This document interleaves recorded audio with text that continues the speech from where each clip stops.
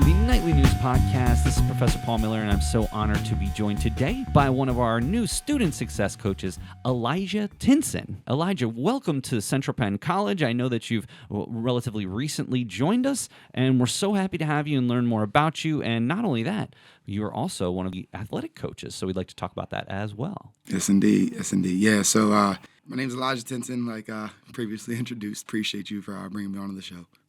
Hey, it's our pleasure. Well, one of the things that we're also happy to have today is one of our ESAC winning baseball players, conference champions, Kevon Davis, one of the key players on the squad this year. Kevon, it's always such a pleasure to have you on the show. Thanks for coming back. Thank you for having me.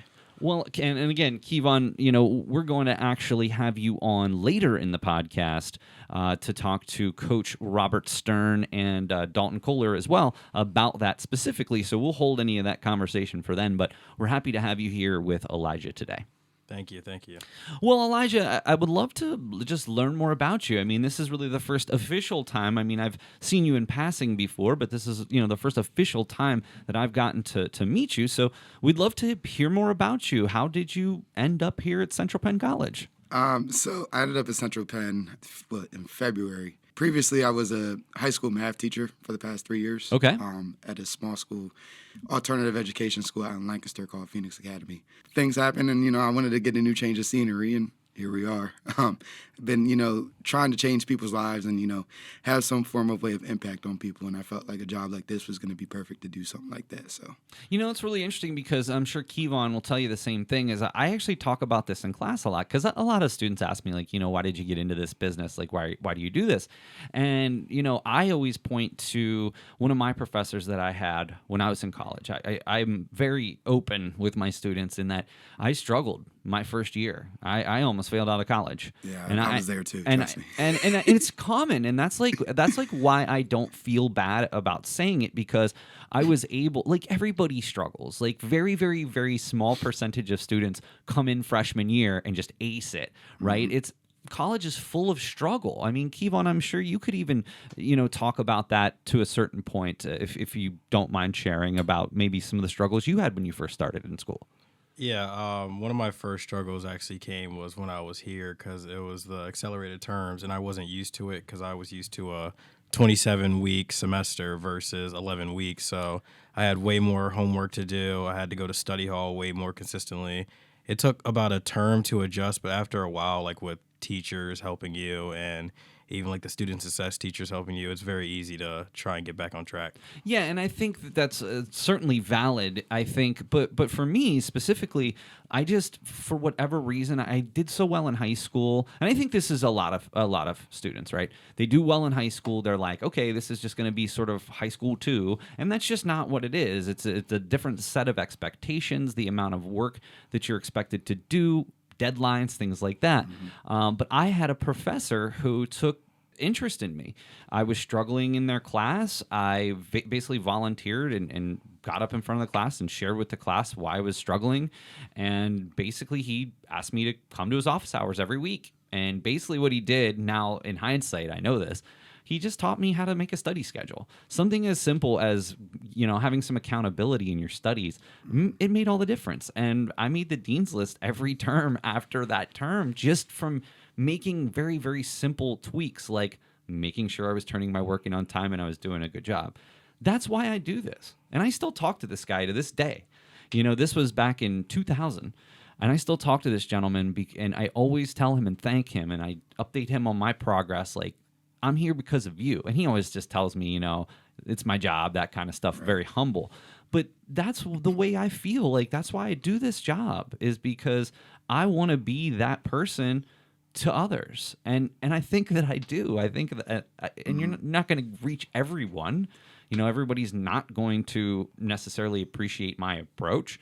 But that's why in college, you have all of these different people who are working with you. So tell me, like, was there something in your life that stuck out to you as a reason why helping others is where you want your career to be? I think, just based off of some of my previous experiences with whether I was a student and, things like that, or, growing up gradually and just seeing how others acted in classes and things like that, I've always looked at it as I want to give back to the environments that gave to me and help me basically become the person I am today.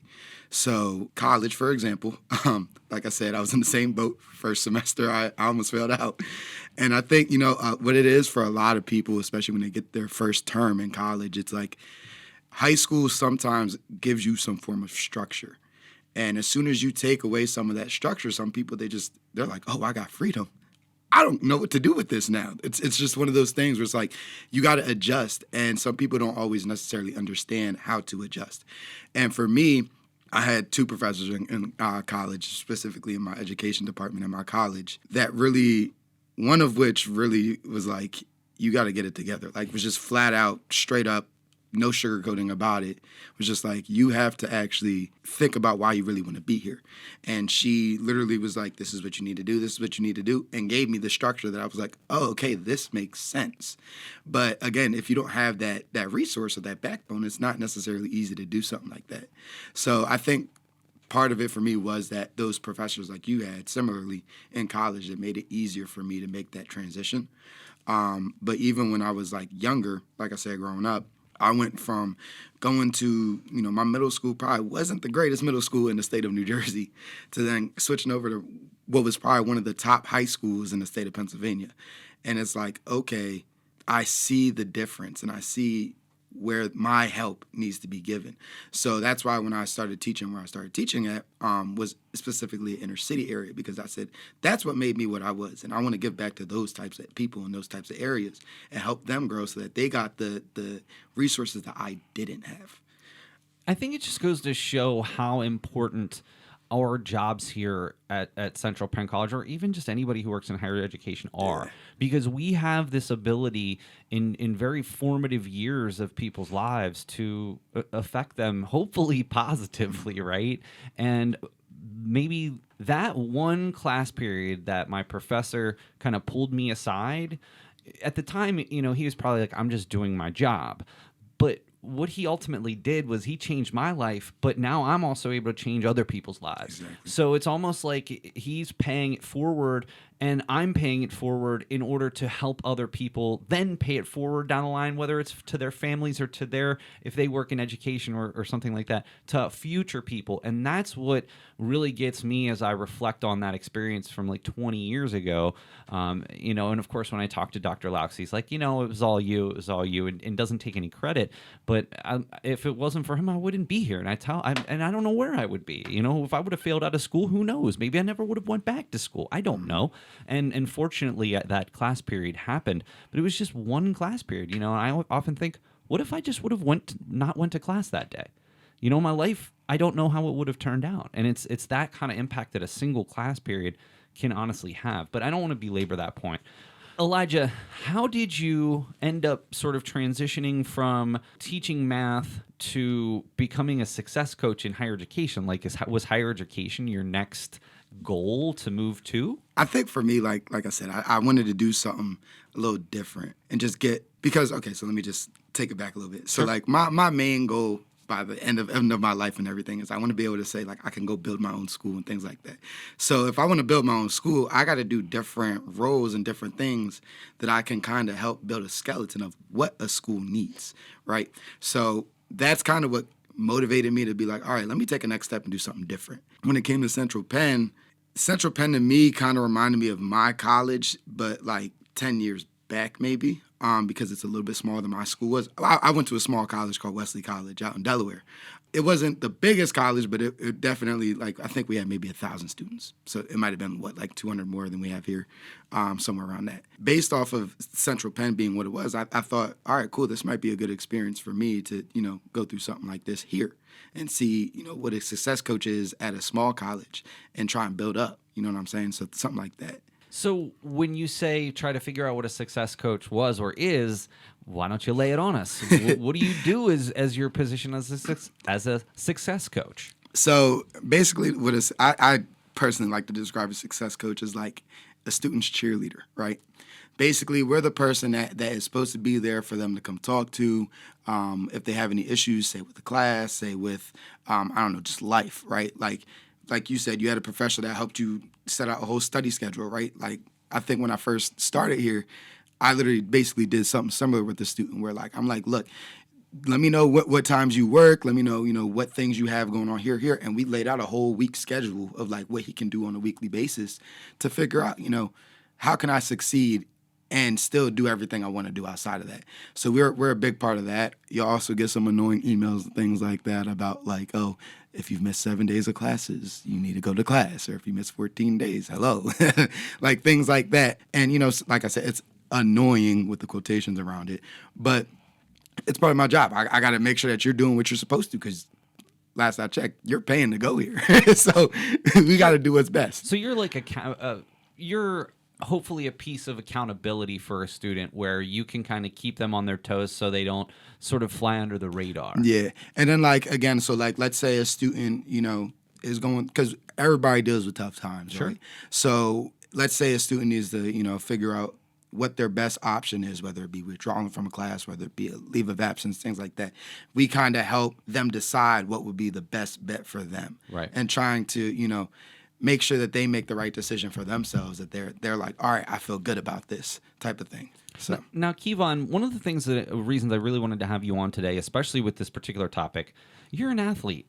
You take full-time classes. You're very involved here on campus, not only with the nightly news, but certainly, like I said, with the team.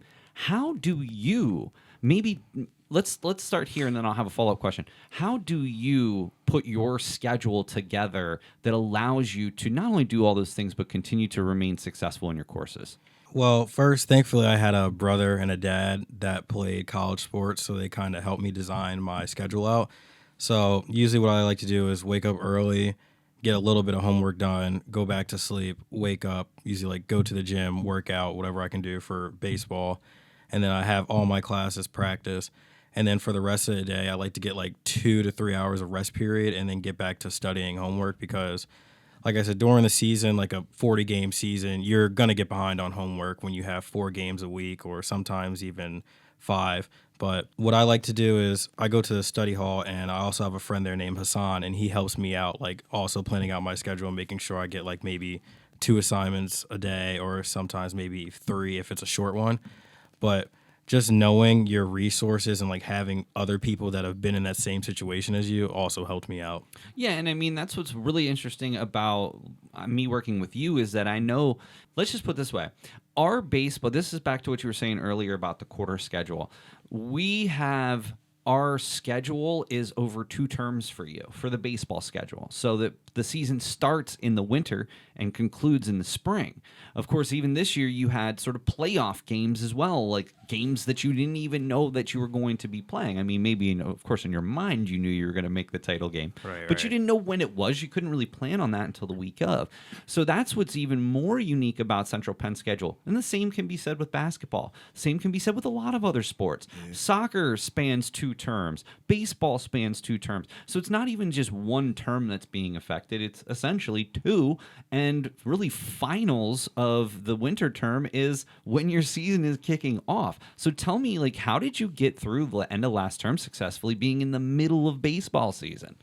I think I just tried to hold myself accountable and stay on top of my work because I know for me personally and some of the other guys, when you go on that 2-week break of not doing anything but baseball and no schoolwork and you get back and you get that first paper that's like 1,000 words, you're like, oh man, this seems like the largest thing I've ever done in my life. But as long as you know that like you can keep that consistent work ethic that you had before the baseball season started to keep your grades up, you'll be a successful person. That's great advice. Elijah, before we get on to talking about cross country, if you had, from a success coach perspective, if you had to give students out there one tip about how to use your services, what would they be? I guess, just reach out, just communicate. Because I feel like a lot of times, like, students don't necessarily feel like they could just come talk to people. And, I think it's how society is today with a lot of people. People aren't willing to, like, get face to face. I have an office. Come talk to me in my office. I'm right in the underground. Something like that. Or even, like, I'm okay with the email, calls, whatever. But just communicate. Communication's key. Because that's the only way I'm going to be able to give the support that I need to help you out is if you tell me. Because, I could sit there and look at you and just be like, what's wrong? And if you don't say anything, I'm not going to know that, there's an issue. So I would say for any of the success coaches at Central Penn, our main thing would probably be like, just let us know what's going on so that we can help you be the best you. And I mean, we have sort of an open door or open email policy as professors too. And if somebody doesn't come to class for a week or so and doesn't email me, like I'm just thinking, okay, you have it figured out. You have somebody that you're talking to that's maybe helping you through this. And then when they get back, they're like, oh, well, I meant to email you. It's like, you have email on your phone. We're all on our phones. Myself, you, Kevon, we're all on our phones regularly. We know how to communicate with people, but for some reason, I'm not going to say everybody, but many just, it's almost like it's the last thing that they want to do is reach out to people who can help them. And I don't know if that's just sort of ingrained in our society that if we ask for help, we're showing weakness, but that's just absolutely not true. And I think we'd all agree that that's a sign of strength to reach out for assistance, because this is literally our job, Elijah, you and I, in different, areas, but this is what we get paid to do. And that's why I always love when I get emails that say, I'm sorry to bother you. It's like, no, this is my job. If you weren't here to bother me, I wouldn't have a job. But no, honestly, I just appreciate everything that you've done. I'm sure it's a little difficult hitting the ground running here, with the not only with these are sort of new positions as well, which also maybe complicates things too. But I got to be honest with you, everything that I've heard has been wonderful about you, and we're just so proud to have you as part of our team. Appreciate that. Well, I do want to spend some time here talking a bit more about part of your other role here. So in addition to being a success coach, you are our cross-country coach. So tell us a little bit about what some of your past history is with cross-country, maybe just athletics as a whole, and how did you get into coaching cross-country? Okay, so from an athletic standpoint, now granted, I'm not gonna lie to you, I didn't run cross country in high school. I was a short distance sprints, 100, 200, 4x1, all that. That was what I did. And I also played football all my life up into college. Played it for 4 years at Wesley College as well. Running back? No, I wish. Cornerback actually, Okay. but yeah, so like I understand like where you're talking about, Kevon, how you're like, the workload and everything is crazy, right? Because as an athlete, it feels like it's another job. Yeah. Like you're basically doing a job as a student athlete in college a lot of times. So I understand you, and I feel everything that you're feeling on that one.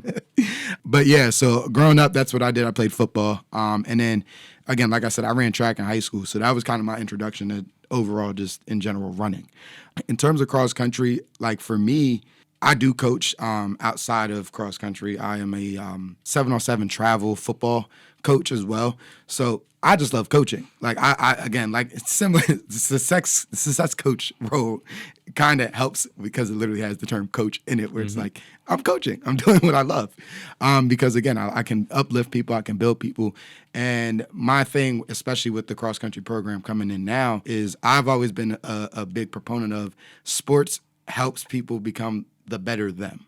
And through adversity, you end up finding out a lot about yourself, and you do that a lot through sports. I'm sure, Kevon, you've probably seen a little bit of adversity with baseball and things of that nature. Yeah, I have. So you would understand that one. But like, yeah, it's just, for me, that's really why I got into the cross-country program. And I'm trying to build something real good here. I think that's interesting. That we have had cross country in the past. I know that Adrian Thoman in the past had started a cross country team, and then that was one of the things that was started right before COVID, and then COVID just sort of wrecked that. So we're glad that you're bringing back the leading the charge to bring back this program. So let me ask you, in terms of cross country. So this is again just for anybody who might not know. Can you talk to us about the difference between cross country and track? Because I do know that here they're going to be sort of two separate entities. Yeah, so technically, like most times people that run cross country, a lot of times they tend to end up going into the like track. But the difference with cross country and track is kind of in the names themselves. Cross country a lot of times is not that same red rubber track that you run on in the track. It's usually like longer distances, but it's like, I think some of them are like 5Ks, things of that nature. But it's a lot of terrain based more so than track based. So it's different ground that you're running on. Like you could be running up hills, down hills, things like that. Whereas in a track, right, everybody knows in a track you're just running on that red track. Right. Either you're running straight or turning left, right? So that's really the main difference between the two. Now, granted, like I was saying, cross country, a lot of cross country runners tend to just transition into distance running in a track aspect after the cross country season's over, because again, it helps them build endurance, things of that nature. Now, are cross country and track going to be in 2 separate seasons? Yeah, so cross country is usually done in the fall season, and then you usually have indoor track, which would be in the wintertime, and then outdoor track, which is the spring. Granted, I don't know exactly yet how we're going to run that part, but as far as I'm looking at it, we're strictly going to focus on cross country in the fall and just track in the spring first. Gotcha. Before we look at the indoor track aspect. Fantastic. So let me ask you, what if somebody out there is interested in running cross country? How can they get in touch with you to find out more information? Oh, they can email me. And I'll put your email along with the show. I'll say they can email me, or I'll give you my cell number for my card and everything on that too. Sure thing. All that, they can just reach out to me. It doesn't matter. Call, text, email. Just so again, so I can know who's interested in track and cross and country. then you can follow up with them. Yeah. Kevon, before we get out of here, I want you to have the opportunity to ask Elijah a question. It can be about cross country or just sports and athletics in general. Maybe sharing some of your knowledge about your conference championship this year.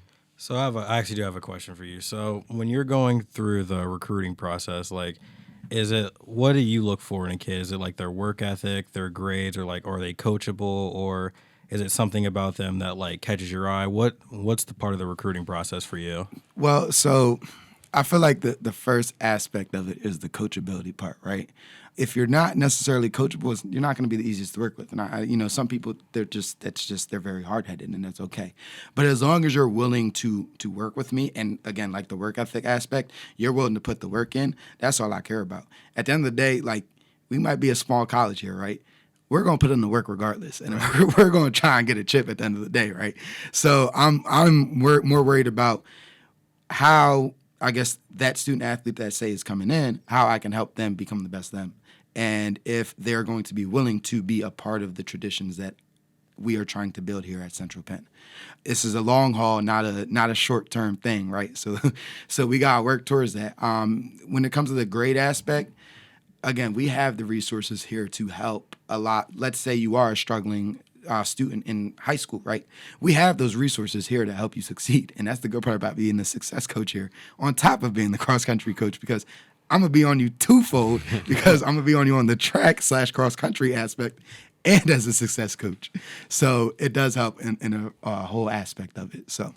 Well, I got to say thank you so much. I would certainly love to have you back on. In fact, maybe we can have you back on in the summer so your season's going to start in the fall? It should be, yes. As long as, we get enough people interested in things of that nature, and God be willing, it'll be in the fall. Well, I would love to have you back on, even just to promote, how to get involved with the program. But to be honest, Elijah, thank you so much. We're so honored to have you, not only just on the podcast, but have you as part of the Central Penn family. Appreciate that. And, continued success in your position. Thank you. Appreciate that. Appreciate both of you guys. And Kevon, thank you so much again. You're going to be hanging with us here for our next segment of the podcast when we have you and Dalton and Coach Stern in to recap the season that was. But again, congratulations on the championship, and I guess congratulations on an off season. Get a little break before you play summer ball. Yeah, thank you for having me. All right. Well, hey, that's going to do it for this episode of the Nightly News Podcast. Special thanks go out to the student success coach and cross-country coach, Elijah Tinson, and also Nightly News reporter, Kevon Davis. For Elijah and Kevon, this is Professor Paul Miller, and I'll see you again next time on the Nightly News Podcast. Hey, this is Cy Pinthong. Thank you for listening to the Nightly News Podcast.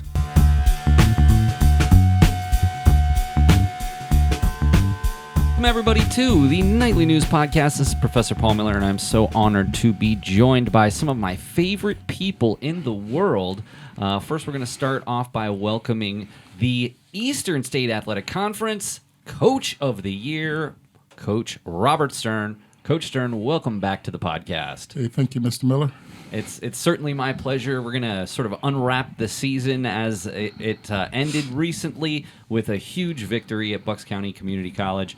You finally got the win you were looking for against that squad, so we can certainly talk much more about that. Also being joined by one of our ace pitchers, Dalton Koller. Dalton, welcome back to the show. Thank you for having me. And Kevon, you were just here on our last segment. You're here joining us here to chat a bit more about the season that was, so welcome back to the show. Thank you. Nice to be back. Well, where can we start? I mean, I guess we can sort of just kind of go through this chronologically. First of all, for me, it was such a wonderful season. We got to try a lot of new things, a lot of different things. We have new camera angles, sideline reporting. I mean, in our opinion, the broadcasts have really kind of taken the next step, and we hope to continue those improvements. But that's not really why we're here. We're here to talk about you and the wonderful things that you managed to do this year, including setting a school record for the second consecutive year with most victories, and also that Eastern State Athletic Conference Championship. So as you look back to the season, Coach Stern, tell me some of the things that really stick out and stand out to you as the coach of the team, who basically had put this squad together for, a better part of a year. Well, I think that the latter part of the year, our biggest part was going to be the beginning of the season. I thought that was going to make our season.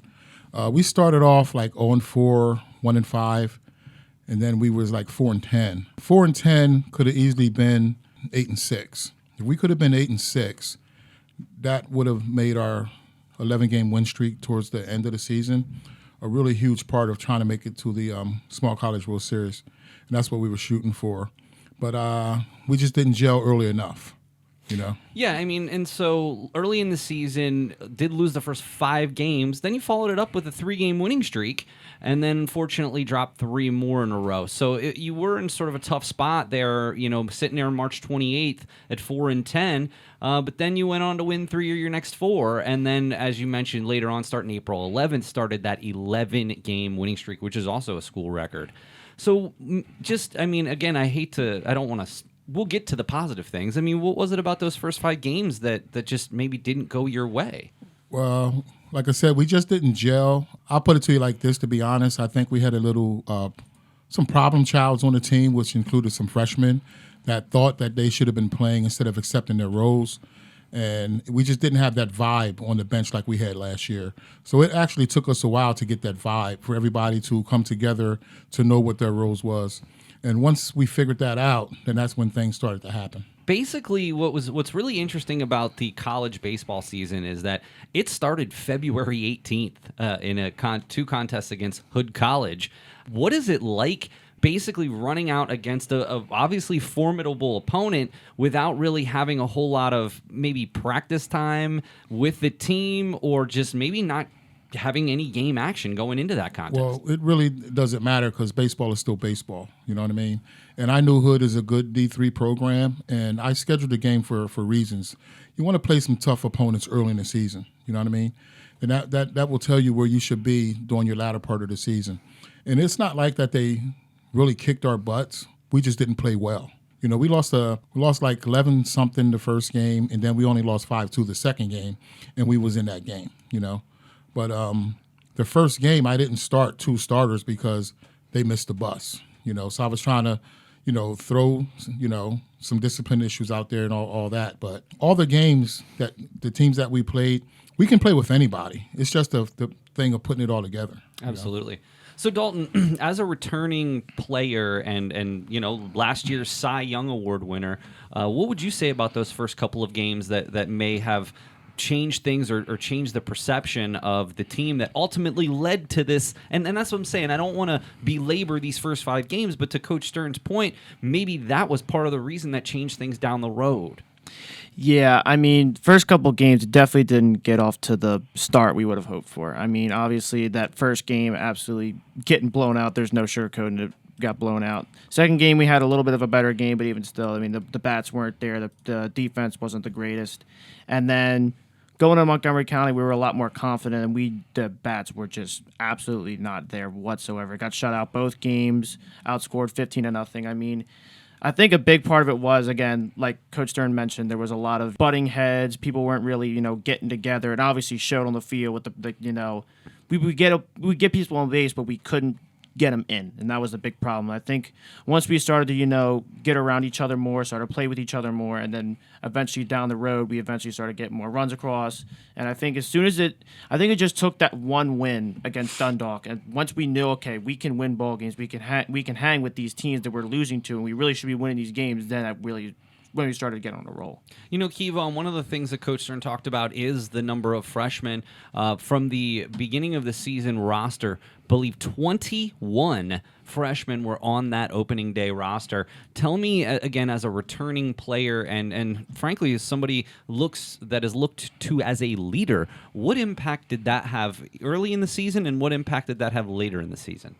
Early in the season, for the freshmen, it's a little harder because they're all trying to make an impact. But like you said, when there's 21 guys, it's pretty hard for all of them to get the chance that they want to get the chance. So that's why, like, when we talk in our team huddles, like, if you're called on, you have to just make the most of your opportunity, because sometimes that may be the only chance you got with like a 30-man roster. But most of the freshmen played their role later in the season, and I think they did a pretty good job. So, Coach Stern, let's talk about that. I kind of set you up with Kevon's question, but with all of these very, let's just say freshmen, but you're also dealing with a lot of personalities too. And so how did you manage this? This is one of the things, if you guys watch back in any of the games that I'm broadcasting, that's one of the things that I talk about is how well of a job I think you did trying to get people as much of an opportunity as you possibly could across the board. I mean, we saw numerous players coming in and having an opportunity. So how did you play that? Like, what's the dynamic of that situation? Well, it's kind of easy when we play in the USCAA, because when we play USCAA teams, we have a re-entry rule. So you can actually play, a chess game.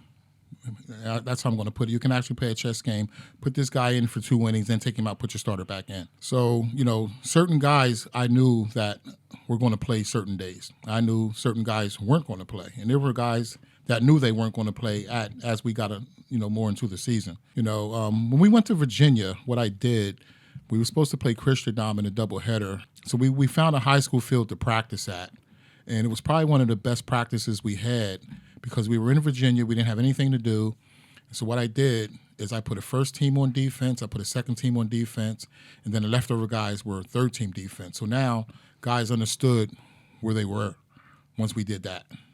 I love it. So what you're talking about is the Virginia trip that basically started with we had the College of Southern Maryland, the game at FMB. You were supposed to play 3 games at Christendom, and according to there was weather issues, but also other concerns, and you ultimately did get in 1 game, and then you got to go to Garrett College as well. What impacted that trip? Even though the trip you didn't get as many games in as you wanted to, but you had convincing victory against Christendom 20-3 back on March 27th. What impact did that trip have? Because guess what? As soon as you got back is really when you started getting rolling, including that 11-game win streak.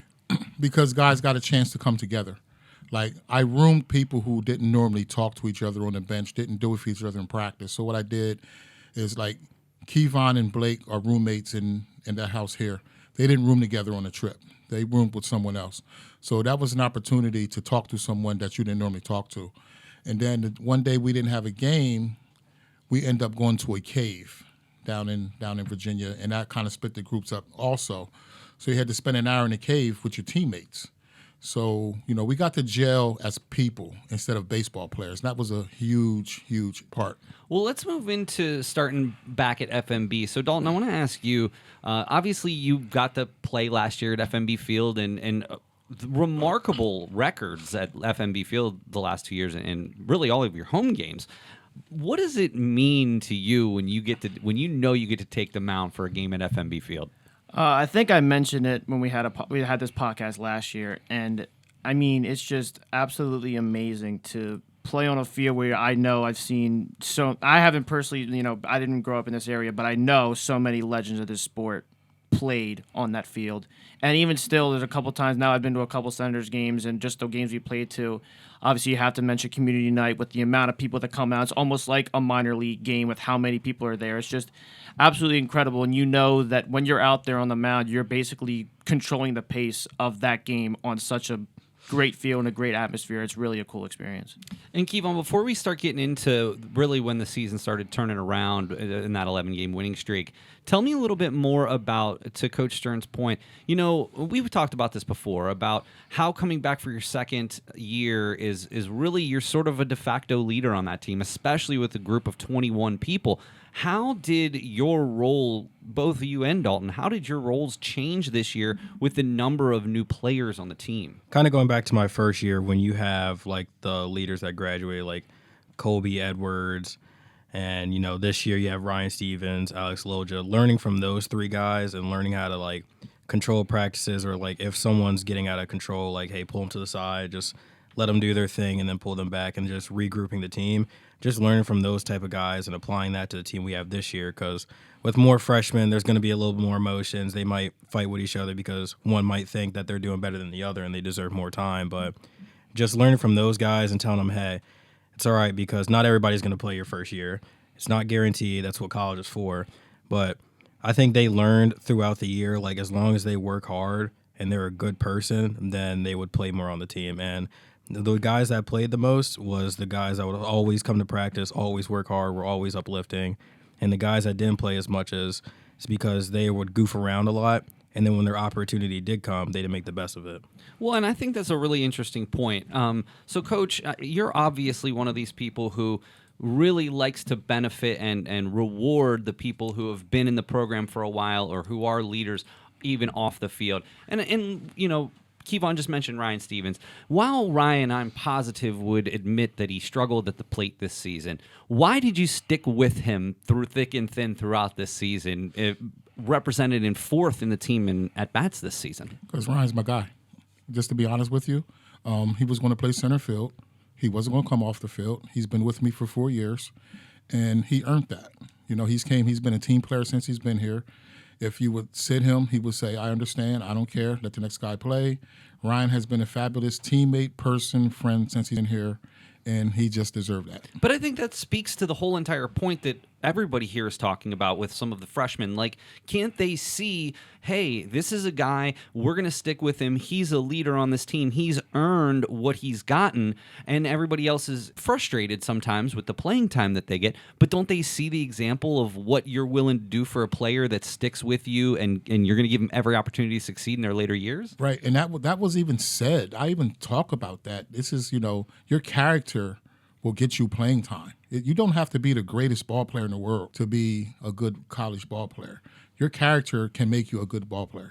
And the character speaks a lot, and Ryan has great character. Well, and if you've read my awards article that was put out recently on the cpcnightlynews.com, Ryan Stevens got the Gold Glove. He had 0 errors this season. He made several outfield assists, but of course I also mentioned, what is not showing up on the stat sheet, what he offers to the team with having that speed and arm in center field. So it's not even just about the numbers offensively. It's about what else is he bringing to the team.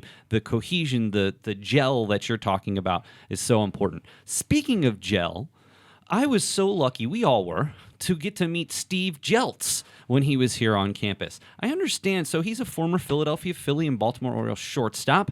Did he get to come out and practice with the team at all? And if so, what impact did that have on the team? Yes, sir, he did. I met him last year when I brung most of those freshmen here. I brought them here last year for a team workout at the Keystone Nationals complex. And then when we started our indoor workouts last year, he was part of our indoor workouts for a few nights.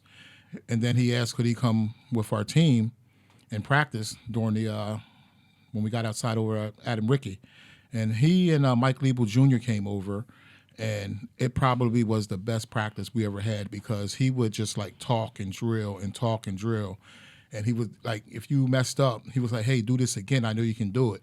He just brought some of that MLB leadership to us for a day, and it was, like, fantastic. I mean, legitimately one of the better defenders that I can ever remember in my lifetime. I remember watching him as a kid. I remember going to Veterans Stadium for my first ever game when they were playing Sid Bream. I actually played in Mount Holly, where Sid is from, when he was with Atlanta. We saw a game down there, and Steve Jeltz was there, and he was just making some of the most amazing defensive plays. When he came to campus, he had a highlight reel of all. I mean, one of the best defensive shortstop, and of course he could hit too. He was in the league for almost a decade.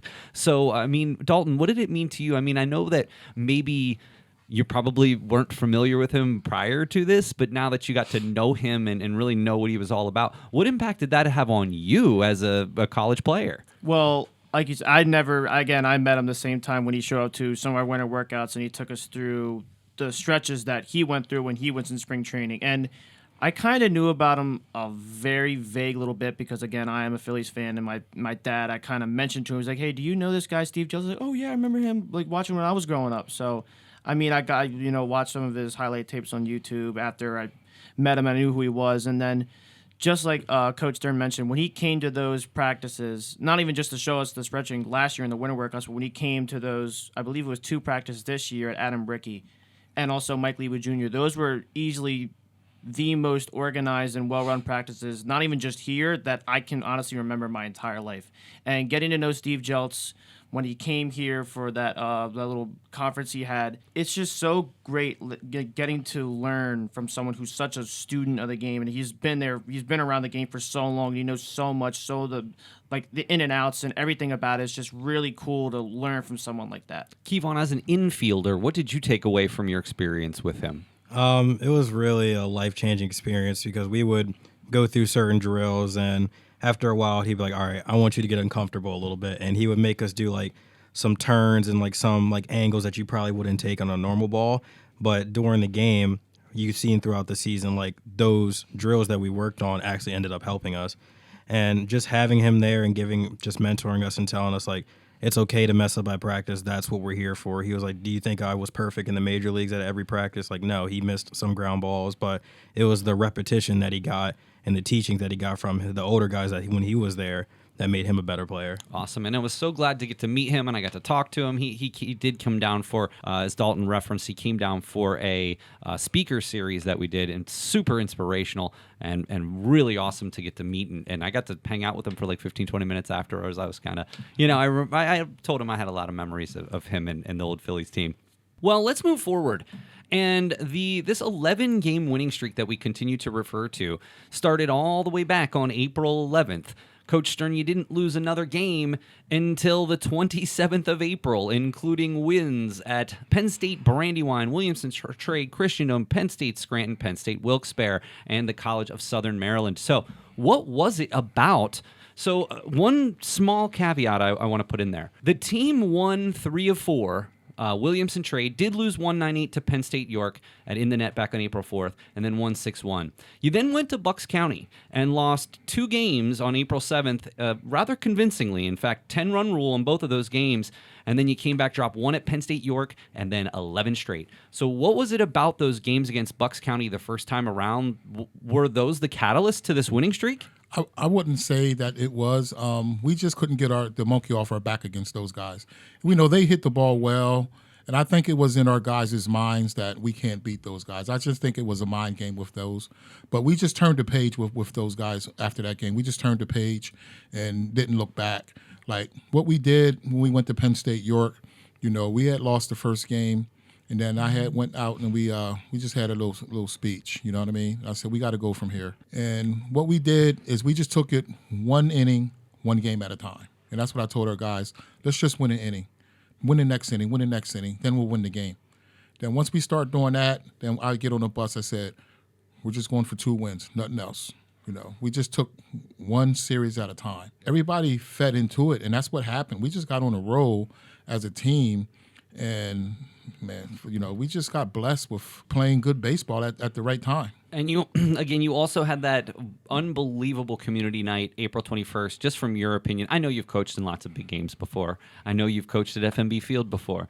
But those two games, as you think back on April 21st against Penn State, Wilkes-Barre, what are you going to remember from those two contests, other than two victories, of course? I can't really say. There was a bunch of people there. We kind of like block out the crowd anyways.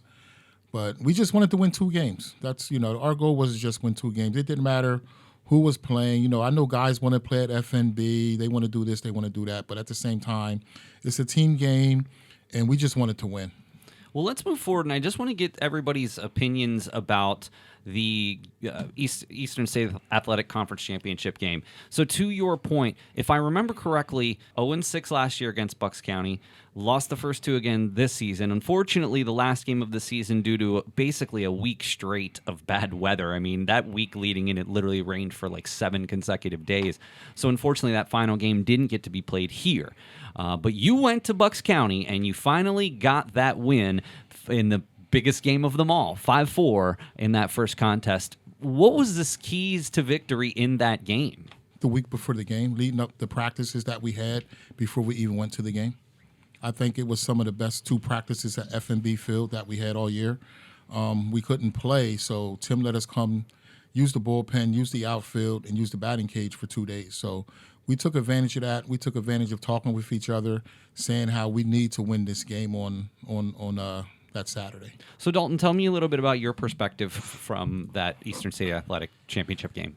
I mean, so as you mentioned, last year we were 0-5 against Bucks. The doubleheader we played at. I apologize. I said 0-6. It's all right. I don't want to give you an extra loss you didn't have. We had that doubleheader in the net and then their field, and then we had the ESAC Championship, and we got lost all those times. And then again, went doubleheader again. We got blown out. This game, when we came in, that first inning, we put up a run immediately, and it was just a different vibe. I was like, okay, this is a way different than experience every time we played Bucks. There is a really good vibe to this game. I have a very, very good feeling that we are going to win this game. And as the game progressed, it got really tight, but the offense was coming through in clutch situations. Xavier threw an absolute gem, did what he needed to do on the mound, some really clutch defense, and I was like, oh my gosh. Once it got to around like the 5th inning, I was like, we were up 5-3. I'm like, oh my gosh, we're gonna do it. We're gonna finally beat Bucks. It's finally gonna happen. And then that last out, I ended up coming into the game to left field, be a defensive substitute. I also got a hit in the game, which doesn't really matter. But I mean, in the grand scheme of things, I was out there in left field, and every single pitch that Alex threw, it was a strike. I was like, oh, yes, come on. Every single pitch, I get even more and more excited. Every single out, I knew it was getting closer. It's getting closer. And then that last pitch, got the jam job, pop up to Nate. It's short. As soon as I go into the air, I'm like, I was kind of getting nervous because I thought it was going to be like blooping in between me and him. I was like, oh no, I'm going to have to lay out.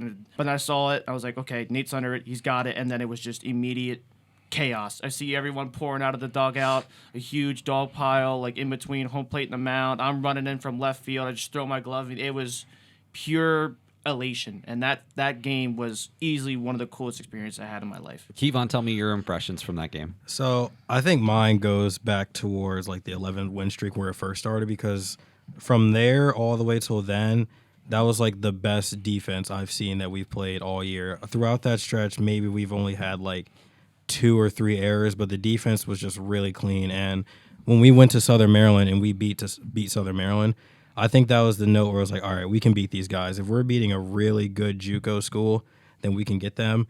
And like Dalton said, the energy was just different. Like every inning, when you have Zavi out there just throwing a gem and he's pumping up his teammates, and everybody's just cheering for each other. I came in to pinch hit that game, and I won't lie to you, that is one of the most nervous situations I've been in. Like, I had the utmost nerves in my body. I'm like, all right, it's like the 6th inning in the championship game.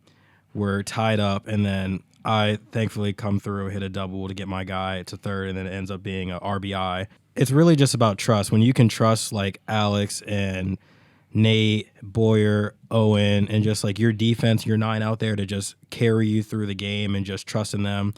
And then just seeing that ball go into Nate's glove in the dog pile, which actually hurt a little bit with like a bunch of 40 guys on your back. But it was just an unreal experience to just go through the grind with those guys. Because like you said, we started out slow, but just to get to that point in the season, it was worth it. Well, and it's too bad that, frankly, I got a little education in terms of the Small College World Series, and it's simply that there's just so few teams that even are able to go. So even though you did win the championship, unfortunately, you didn't have that opportunity. But with the squad you have, there's no reason why you can't be at least in the same position, maybe a bit better with some of the lessons that you learned this year.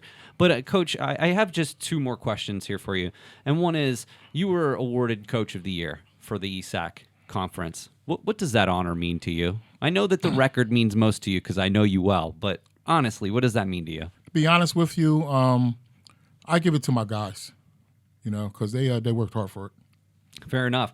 Well, I want to get your feedback on some of these people. So again, I wrote an article, and I did this last year too, about the awards that come from me. I do get to see all of the home games, and I'm very close to the team, know a lot of these guys personally, and I gave 5 awards out. I'm not necessarily going to ask you to provide commentary on the awards, just the people.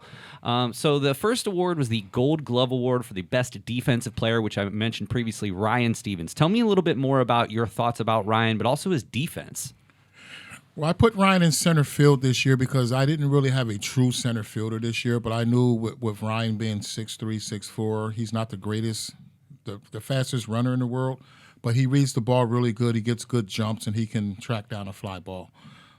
So that's why I threw him in center field, because I know he can get the job done for me. Fantastic. Okay, then we went to the Rookie of the Year. Of course, Nathan Wise. Talk to me about Nathan. Man, Nate's just a stud. It's blessed to have him on this team. When I knew I was getting Nate this year, I told Zach Boyer, you're going to have to go play third base next year because I'm bringing in a stud shortstop. He's like, well, I want to play short. I said, well, I'm the coach, and you're going to be playing third base because Nate's a stud. I mean, what's really interesting and remarkable about him is just his polish. I mean, he is defensively on the base paths and at the plate. I mean, he's just the total package. Yeah, he's just a pure baseball player. Kid loves to play baseball. Super respectful too. I have him in class. He's unbelievable. He doesn't like to fail. Sometimes he gets a little uptight when he doesn't come through when he thinks he should. But I kept telling him, hey, you're going to get another at bat, so shake that one off, move on. All right, the Shohei Ohtani Award for the Best Hitter Pitcher. We went to Alex Lilja. Fantastic at the plate, but had some amazing appearances on the mound as well. Kevon just talked about how important his appearance was in the championship game. Talk a little bit about Alex. Alex is a good kid. He good bat, good speed on the bases, plays a tremendous outfield as well. I think he's a good pitcher. I think he could have pitched a little bit better. His strike-to-ball ratio is like 50-50. But at the same time, he was a good leader for us. He helped us. And, we're going to miss him too. Absolutely. And from what I understand, I did have a chance to talk with him after community night. He's going to be playing professionally this summer. Yes, he signed a contract with the Empire League up in New York, him and Stevie Armstrong. So he'll be leaving on June 5th to go play up there. And we wish him luck. And our hope is to cover that story this summer and get in touch with him over the summer and find out how he's doing. Yes, because that would be a great story. And that's good for our baseball program because those are the 2 first kids from our baseball program to actually play some pro baseball. You got 2 guys here that are part of the club. Maybe they can do that even though they may not be here physically over the summer. All right, Cy Young Award, Xavier Hernandez. Without a doubt, 6-1 in the top 15 in strikeouts in the USCAA. 12.15 K per 9. Yeah. 45 strikeouts in 33 innings, only 11 walks. Right. I think that the stats isn't updated, but I think he might have been close to 60 strikeouts this year. Yeah, there are several games that unfortunately weren't recorded in the statistics, and I do make that point that they are somewhat incomplete. But I definitely think that the stats have gone pretty well. And we had actually talked in our club meeting about ways we might be able to continue to work on that and make sure we get all the stats. Well, what happens is the home stats is we do live stats, so those our stats count. Now, when we go on the road to play these road games, it's up to the visiting team to put our stats in, and that becomes a problem, especially when you go to some of these JUCOs and you beat them, they won't put your stats in. And that's a shame, you know what I mean? Because College of Southern Maryland, when we beat them down there, they were sore losers, so It took us a while to get their stats posted because we actually brung our book back and did the stats and gave them to Casey so she could post them in. So when you play these JUCOs and some of these top teams that think they're just going to like kick your butt, and when you play them away and you beat them, they'll take forever to put your stats in, which is sad. So back to Xavier, coming back next year, hopefully. And I mean, what does that mean to have him and Dalton anchoring the top of your rotation going into next season? Can't wait. Good answer. All right. This was difficult, okay? And I had a conversation with Nate. When you look at Nate and Zach Boyer's stats, I mean, they're very, very, very close. But edged out, most valuable player, Zach Boyer. Well, Zach is Zach. We was just talking about him before we came in here. Zach is a tremendous ball player, tremendous talent. But, we just wish that he would be more of an outgoing person, be more of a leader. But that's just him. He's got one more season, though, right? He has one more season. He'll be back and do it again. But MVP award, they could have been co-MVPs, whatever. But he'll take it. I'll take it. But I just think that this was probably one of the best teams I ever coached here. And I appreciate. That's high praise. High praise. Well, and the thing too about Zach that I really enjoyed is he was part of that magical 2020 team. And to what extent do you think that being on that team, even though it came to an early end, what impact do you think that had on him and how he may continue as a leader? Can't really say for sure because you can't read him. He's just like a quiet kid. So. Well, I one thing I did want to bring up about Zach, early in the season he struggled. What was it? What was the key that turned it around for him? And probably 10 games into the season where he just went on an absolute tear the rest of the way. Well, I think that tear was part of the 11-game win streak too. I think, like I said, when we went to Virginia, we gelled as people, as a team. And last year, that's what we had. We had team unity before we got on the baseball field, and we didn't have that in our 4-10 start. Well, I want to give congratulations to all the award winners, everyone on the team. Coach, it's so wonderful to get to know you and to get to, you tell it like it is, and I always love having you on the podcast. I just want to go around real quick and just ask, what are your baseball-related plans for the summer? I'm running a little league in Harrisburg. I'm coaching the Twilight team. I'm putting a team together next weekend to play in a tournament. I got some kids coming here from the Virgin Islands. There's 2 teams coming from the Virgin Islands. I'm putting a team together. Harrisburg's putting a team in, and there's a team coming down from Williamsport. So it's a 3-game tournament. You're going to play 6 games no matter what. It's just baseball. And we're playing this Sunday, Twilight game this Sunday. I have my team. We're playing up in Perry County against Nick Fulton and Cam Smiley. They have a team in there. And your Twilight team is? Lingelstown. And so if anybody wants to go out, they can check out, you can find the Twilight schedules. And please, let me know if you're going to be in the area. I would love to come out. Yes, it's on East Shore Twilight. We have a website called East Shore Twilight, and the schedule's posted on there. We'll have to come out. Any of the players play for your team? I kind of stacked my team, to be honest with you. I got Zach Boyer, I got Nate, and Owen. I mean, you got the best infield you possibly could have, right? Colton's going to play a little bit, and I got some older guys from my team last year. I picked up 3 kids from Hartford Community College. Everybody on my team that has played or is playing college baseball. I do have 2 high school kids from Redland. Park Ranger Brady Park, one of our freshmen here, is going to play because I think that would be good for him. So, yeah, I got a lot of baseball. Well, we'll be coming out to see you. Dalton, what are your plans for the summer in terms of baseball? Mainly just going to be playing with my roommates in 163 with travel team CMJ. That's Ryan Stevens, Adam Hoover, and then former player Brian Rodriguez, also Wyatt Kozer, freshman pitcher. We'll also be there, and then occasionally, if I have time, if I'm in the area here, I'll be playing for some of the Twilight teams. I might be playing for Stern. I'll playing for Enola, West Perry, just stuff like that. Well, again, please let me know when you're in the area. I will be highly offended if I don't know about this because I love to catch a game as much Dalton, as I can. Since you said that, I got a contract for you in my car so you don't play for those teams. There you go. All right. Kevon, I know you're from Maryland. What are your plans hold for the summer and baseball? So before we got here, I told Coach Stern about my athletic trainer. He works out at shout out to Travis Hash. He works at Absolute Sports, And so what we do is we work out for the week, and every single weekend we do an inter squad, and we face a bunch of D1, D2 guys. So I do that for the whole entire summer and work, but it's just a really good opportunity because seeing those guys that are like D1, it's like, man, I just try not to go out there and embarrass myself.